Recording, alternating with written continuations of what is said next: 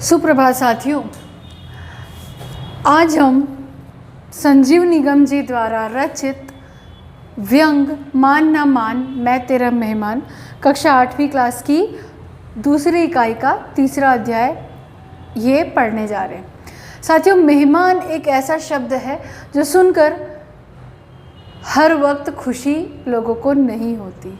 कभी हम मेहमान शब्द से काफ़ी प्रसन्न होते हैं, कभी खुश होते हैं, लेकिन कभी कभी ऐसा होता है कि कोई मेहमान ऐसा होता है जिसके आने की हमें खुशी नहीं होती है।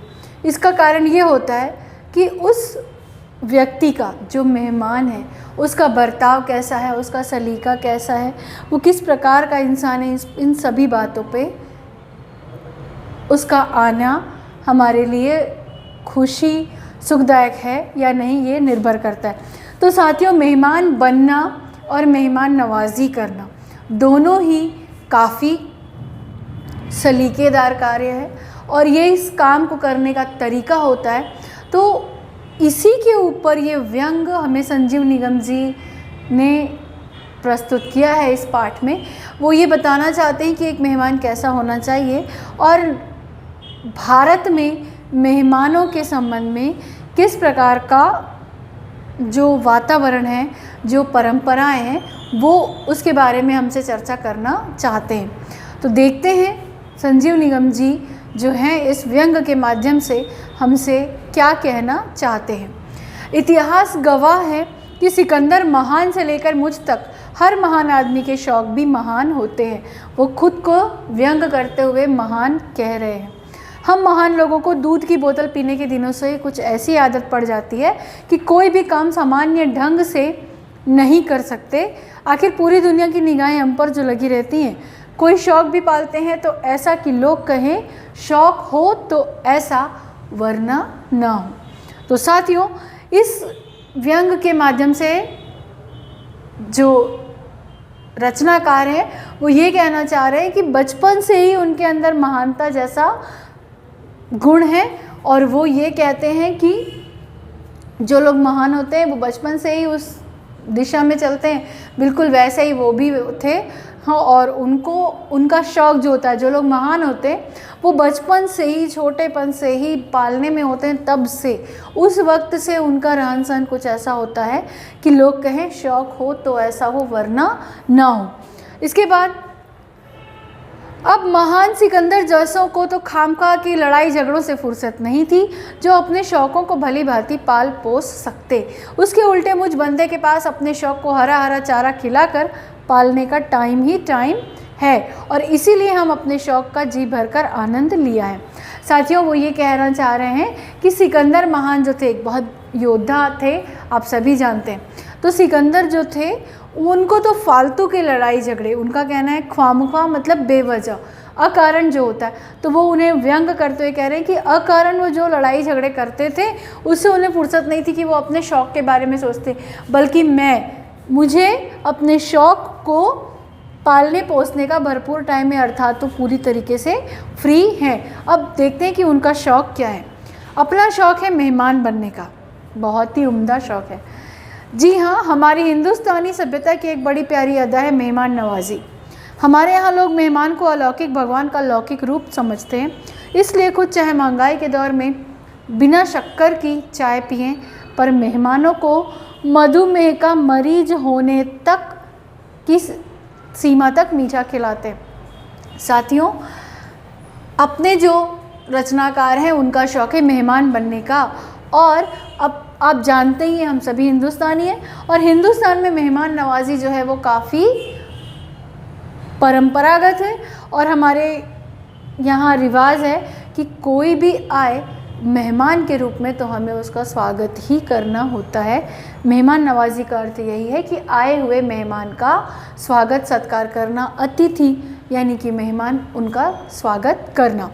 तो ये बता रहे हैं कि भारत एक ऐसा देश है जहाँ लोग महंगाई की वजह से खुद भले ही फीकी चाय पीते हों, परंतु मेहमानों को इतना मीठा खिलाते हैं कि उन्हें शुगर यानी कि डायबिटीज़ की बीमारी तक हो सकती है।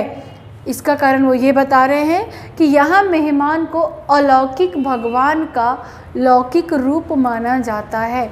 अलौकिक भगवान मीन्स इस लोक में भगवान नहीं है, वो इस लोक के ऊपर की चीज़ है, तो उन्हें अलौकिक कहा गया है। और लौकिक रूप यानी कि धरती पर जो मौजूद है, जो इस लोक पर हमें नज़र आते हैं।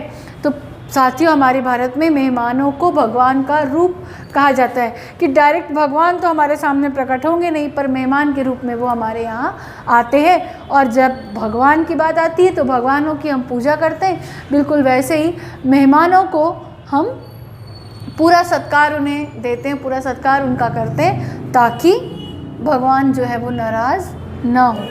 अतिथि रूपी भगवान जो है वो नाराज़ ना हो।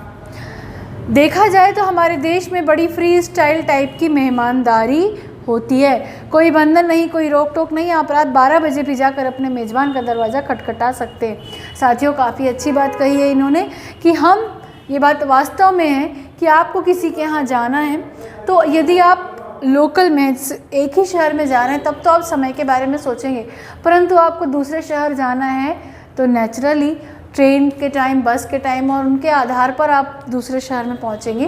तो उनका कहना है कि भारत में फ्री स्टाइल टाइप की मेहमानदारी है, मीन्स वहाँ पे कोई रोक टोक नहीं कि आपको समय देखकर ही कहीं जाना है। आप अपने अनुसार कभी भी किसी भी वक्त किसी के यहाँ जा सकते हैं। बेचारा आप रात 12 बजे भी जाकर अपने मेज़बान का दरवाज़ा पुलिस या बेशर्मी से ठोक सकते हैं। बेचारा शराफत का मारा मेज़बान सोते से उठकर भी हाथ जोड़कर आपका स्वागत करेगा। अगर आप किसी दूसरे शहर से आ रहे हैं तो आपका सामान आंखें मलते हुए मेज़बान के हाथों में थमाकर बड़ी बेतकल्लुफ़ी से उसी के सोफ़े पर पसरते हुए कह सकते हैं, भाई सीधा स्टेशन से आ रहा हूँ, बड़े ज़ोर की भूख लग रही थी, बाहर का खाना खाकर कौन पेट खराब करे, सोचा अपने ही घर तो जा रहे हैं, वहीं चलकर भाभी जी के हाथ का गर्मा गर्म खाना खाएंगे। और बेचारी भाभी जी नींद से झुकी पलकों के साथ आपके लिए पूरियां तलने में जुट जाएंगी। जब तक वे बेचारी अपनी नींद उड़ाकर आपके लिए खाना तैयार करें, तब तक मौके का फ़ायदा उठाकर आप एक झपकी भी मार सकते हैं। तो साथियों, इस प्रकार के दृश्य का अनुभव तो आप लोगों ने अपने घरों में कभी ना कभी लिया ही होगा कि रात को 12 बजे भी यदि मेहमान दरवाजे पर आता है तो मेज़बान उसका स्वागत ही करता है और उसको खाना भी खिलाता है। तो चाहे खाना बनाने वाली महिला को कितनी भी नींद आ रही है, वो ये नहीं कहेगी कि मुझे नींद आ रही है और मैं आपको खाना नहीं खिला सकती। हर परिस्थिति के बावजूद आए हुए मेहमान को खाना खिलाना हम भारतीयों की आदत में शामिल है।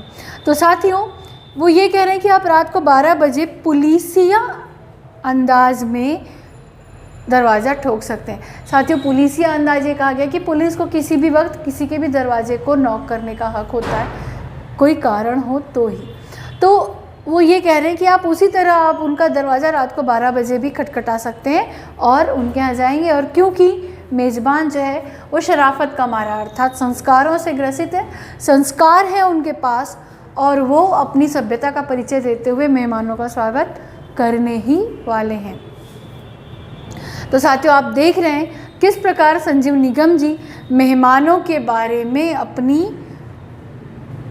बात हमसे साझा कर रहे हैं। वैसे विदेश की तुलना में भारतीय मेहमानदारी ज़्यादा स्थायी प्रकार की होती है। जैसी आपकी श्रद्धा और सहूलियत हो उसके मुताबिक आप कुछ घंटों से लेकर कई महीनों तक मेहमान बन सकते हैं। अकेले खुद से लेकर पूरे परिवार समेत मेज़बान के ड्राइंग रूम में कबड्डी खेल सकते हैं। प्रत्येक वर्ष जब मई, जून और अक्टूबर, नवंबर में विद्यालयों की छुट्टियां होती हैं तो ऐसे सुखद दृश्य घर घर में देखे जा सकते हैं। साथियों, ये तो आप सभी जानते हैं कि सामान्यतया हम मेहमान कब बनते हैं या हमारे यहाँ मेहमान कब आते हैं। नॉर्मल सी बात है कि जब बच्चों के एग्ज़ाम्स हो जाती हैं, छुट्टियों का दौर होता है, उन्हीं दिनों मेहमान हमारे यहाँ भी आते हैं और हम भी मेहमान बनकर कहीं जाते हैं। तो ये समय होता है मई, जून का और अक्टूबर, नवंबर का। इस साल लॉकडाउन और इस महामारी के चलते ये बातें कुछ अव्यवस्थित सी हुई। इन बातों को पूरा करना संभव हम लोगों के लिए नहीं हुआ, फिर भी अब ज़िंदगी काफ़ी कुछ सामान्य होने सी चली है। साथियों, संजीव निगम जी यही कहना चाह रहे हैं कि विद्यालय की छुट्टियां लगते ही आप किसी भी घर में मेहमान के रूप में आप जा सकते हैं, और अकेले जाएं या पूरे परिवार को लेकर जाएं, यह आपके ऊपर है। साथियों, आप ये समझ सकते हैं कि व्यंग के माध्यम से संजीव निगम जी हमें ये बता रहे हैं कि हमें मेहमान यदि बनना है तो हमें कैसा बर्ताव करना चाहिए। तो अगली वीडियो में हम और चर्चा करेंगे इस बारे में, इस संबंध में उन्होंने और क्या क्या बातें हमसे साझा की हैं, क्या क्या व्यंग उन्होंने कहे हैं। तब तक आप अपनी मेहमान नवाजी और मेहमानदारी के साथ खुश होते रहिए। धन्यवाद।